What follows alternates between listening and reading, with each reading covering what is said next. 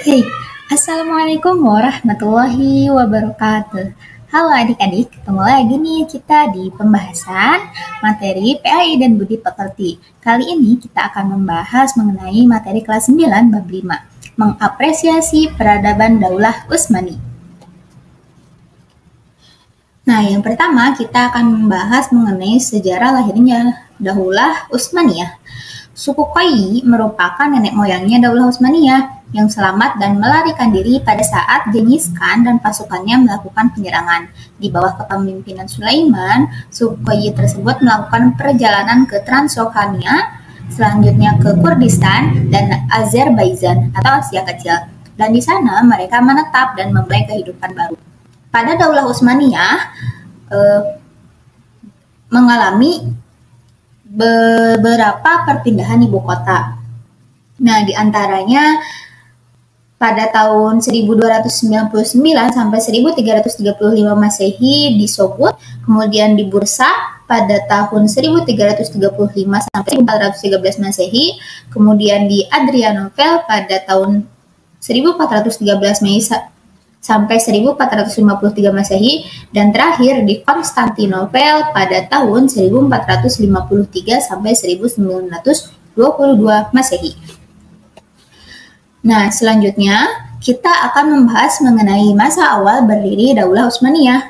Yang pertama pada Utsman I ya, pada tahun 699 sampai 726 Hijriah. Nah, ini ya. Utsman I merupakan seseorang yang memiliki sifat pemberani, adil, bijaksana, serta ikhlas, sehingga menjadi kebanggaan bagi masyarakat dan pengikutnya. Beliau membangun persatuan suku Turki atas dasar karena Allah Subhanahu wa Ta'ala, sehingga diberi julukan Al-Ghazi atau Ksatria. Nah, Utsman I ini merupakan seorang yang berhasil memperluas batas negara Turki hingga ke Kekaisaran Bizantium. Salah satu keberhasilan beliau adalah mampu membebaskan Bursa di salah satu kota di tepi Laut Marmara. Kemudian yang kedua, ini ada Orkan pada masa Orkan ya, pada tahun 726 sampai 761 Hijriah. Orkan berkuasa meneruskan posisi ayahnya, yakni Utsman I,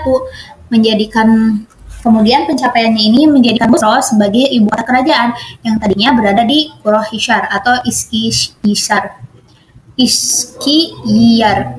Syiar, mohon maaf ya. Kemudian mengangkat adik Alauddin menjadi Perdana Menteri, membentuk Inkisharia atau Janissary sejenis tentara khusus sehingga mampu menggabungkan daerah Turkmenistan tahun 1331, Nicomedia tahun 1337, Skutari tahun 1338, dan Teluk Edremit.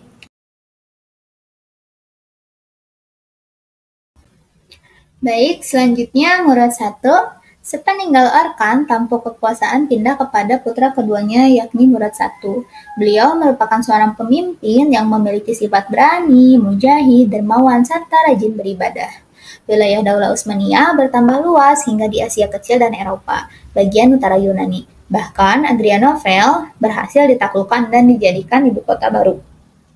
Adapun Murad I meninggal pada tahun 791 Masehi di bulan Sya'ban sebagai syuhada. Selanjutnya ada Bayazid I.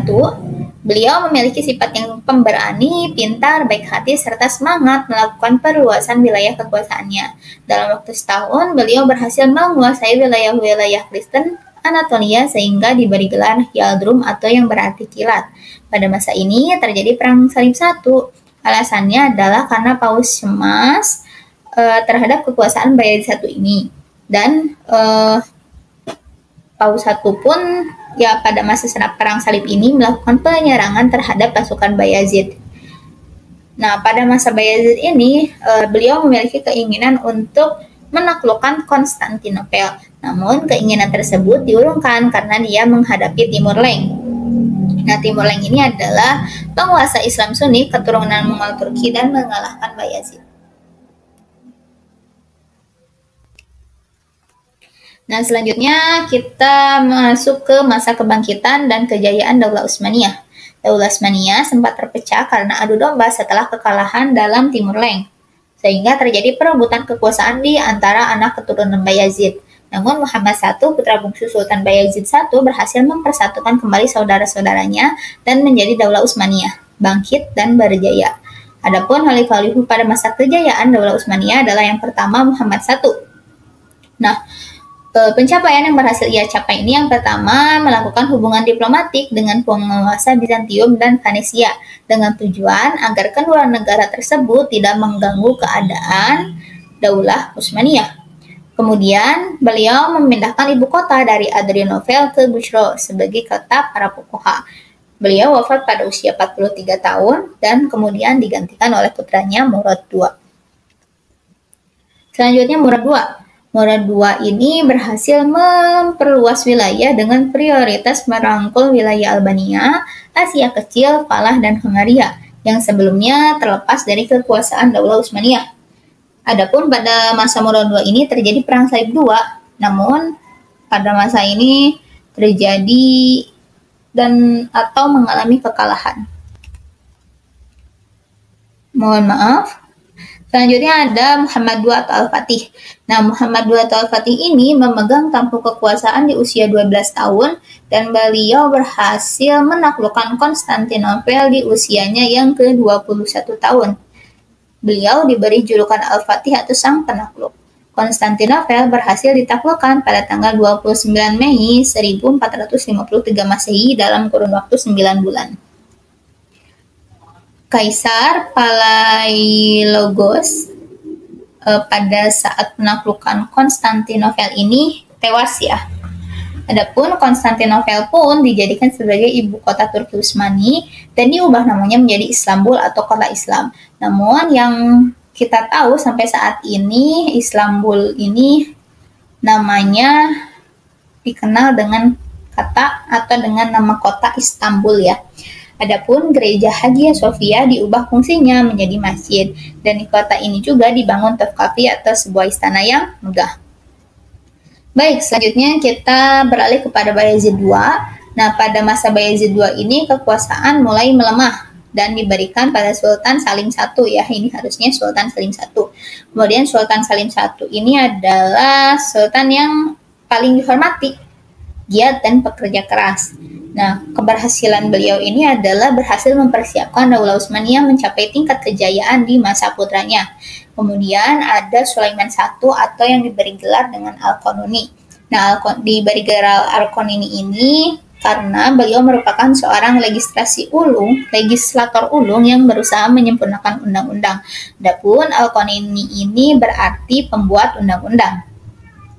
Nah, Al-Qanuni berhasil membangun beberapa masjid, baik masjid jami maupun masjid kecil, membangun beberapa madrasah, asrama pelajar, takiza atau tempat memberi makan fakir miskin, istana, museum, dan lain sebagainya.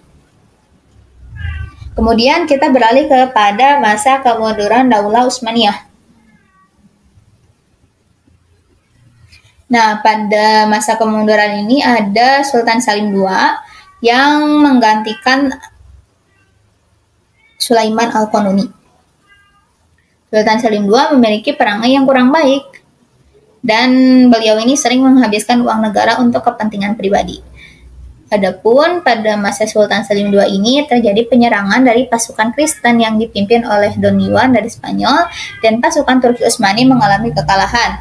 Selanjutnya ada Sultan Murad III. Nah, Sultan Murad III ini menggantikan ayahnya Sultan Salim II dan beliau pun memiliki perangai yang kurang baik sama seperti ayahnya. Namun pada Sultan Murad III ini beliau berhasil merebut kembali Tunisia, menguasai wilayah Tiflis di Laut Hitam dan kota Tabriz yang merupakan ibu kota Safawi, dan berhasil menduduki kota Bostania. Selanjutnya ada Sultan Muhammad III. Nah, pada Sultan Muhammad III ini terjadi perebutan kekuasaan di dalam keluarga ya, di pihak internal. Adapun meninggal pada tahun 1603 Masehi. Kemudian ada Sultan Ahmed I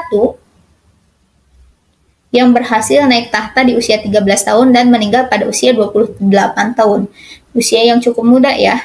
Nah, beliau ini naik tahta menggantikan ayahnya Sultan Muhammad III. pada masa Sultan Ahmed I ini, beliau meninggalkan warisan bangunan yang cukup megah yang masih bisa dinikmati pada zaman sekarang, yang biasa dikenal dengan nama Blue Mosque. Kemudian ada Sultan Mustafa I. Nah, pada kekuasaan kali ini pertama kali terjadi tampuk kekuasaan yang tidak diteruskan oleh putra, namun digantikan oleh adik tertua, yakni Sultan Mustafa I. Adapun Sultan Mustafa I ini memiliki sifat yang labil, sehingga akhirnya beliau ini dimakzulkan atau diturunkan secara paksa dan digantikan oleh Sultan Utsman I. Nah, adapun sultan-sultan lainnya ketika masa kemunduran Daulah Utsmaniyah bisa adik-adik baca, bisa adik-adik lihat, dan cukup lama ya kemerosotan di Daulah Turki Utsmani ini. Boleh di-pause terlebih dahulu. Baik, setelah masa kemerosotan langsung kepada masa keruntuhan Daulah Utsmaniyah. Setelah sekian lama mengalami kemunduran, Daulah Utsmaniyah dilanda berbagai krisis, baik pada bidang ekonomi, politik, maupun militer. Hingga akhirnya Kesultanan Turki memasuki masa reformasi di bawah pemerintahan Sultan Abdul Hamid II dan keturunannya, yang merupakan sultan terakhir sebelum Turki berubah namanya menjadi negara republik pada tahun 1924 Masehi dengan nama Republik Turki. Adapun keteladanan yang bisa diterapkan dari sejarah Daulah Turki Utsmani ini adalah bekerja keras ya, baik bekerja keras dalam menetapkan sistem hukum pemerintahan, bekerja keras dalam memperkuat negara melalui militer, bekerja keras dalam membangun ekonomi negara, bekerja keras dalam mewujudkan toleransi antar umat beragama, bekerja keras dalam meningkatkan sains dan teknologi, membangun dan menghargai bahasa dan budaya, serta membangun dan menghargai arsitektur. Jadi keteladanan yang bisa kita ambil ini adalah agar selalu bekerja keras dan senantiasa membangun serta menghargai bahasa dan budaya yang ada. Baik, cukup sekian pembahasan kali ini mengenai Daulah Turki Utsmani. Semoga bermanfaat. Mohon maaf apabila ada kesalahan. Jangan lupa like, komen, dan subscribe. Wassalamualaikum warahmatullahi wabarakatuh.